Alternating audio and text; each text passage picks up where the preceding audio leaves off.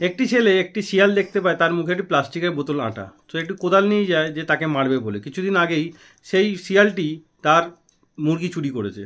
তো সে আগে দেখতে যায় সেই শিয়ালটি কিনা। তো সেই শিয়ালটিকে কোনো রকমভাবে ধরে মুখ থেকে তার বোতলটি কেটে বার করে দেয়, এবং সে দেখতে চায় সেই শিয়ালটাই তার মুরগি চুরি করেছিল কিনা। তো কেটে বার করার পর সে চিন্তা করে যে এর সঙ্গে কী করবে, কিন্তু এই শিয়ালটি খুবই দুর্বল হয়ে পড়ে।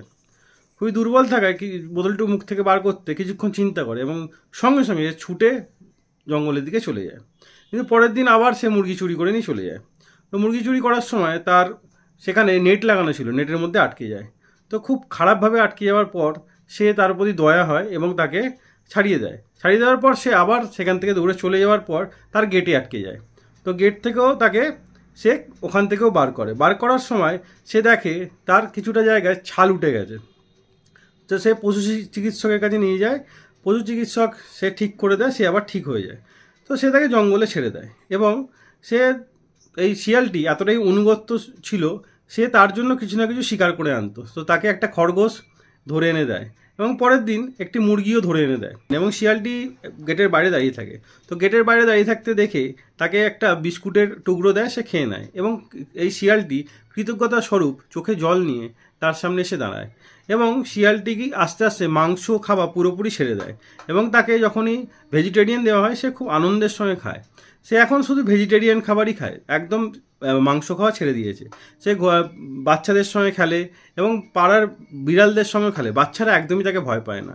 যখন খুব ঠান্ডা হয় সে তাকে বাড়িতে ঘরের ভেতরে নিয়ে এসে তাকে ঘাসপুষি খাওয়ায়, মানে একদম ভেজিটেরিয়ান খাওয়ায়, এবং সে খুব মোটা হয়ে যায়, এবং সে সেখানেই ঘুরতে থাকে। কিছুদিন পর তাকে আর খুঁজে পাওয়া যায় না। তো ছেলেটি খুব চিন্তিত হয়ে পড়ে। তারপর দেখা যায় সে একটি মেয়ে শিয়ালকে সঙ্গে নিয়ে এসছে, এবং সে মেয়ে শিয়ালটিকেও ভেজিটেরিয়ানই খাওয়ায়। তারা দুজনে ভেজিটেরিয়ানই খায়। তারপর সেখানে তারা বাচ্চা দেয়।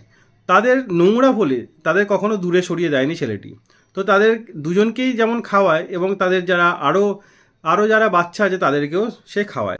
সে রোজ এখনও পর্যন্ত রোজ একটা করে শিকার তার জন্য করে আনতো।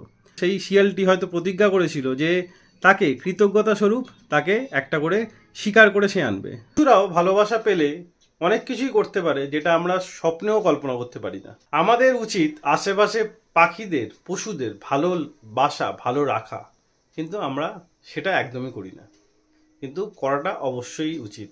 কখনো কখনো পশুদের থেকেও অনেক কিছু শেখার থাকে। এই শিয়ালটি আমাদের অনেক কিছু শিখিয়ে দিয়ে গেছে।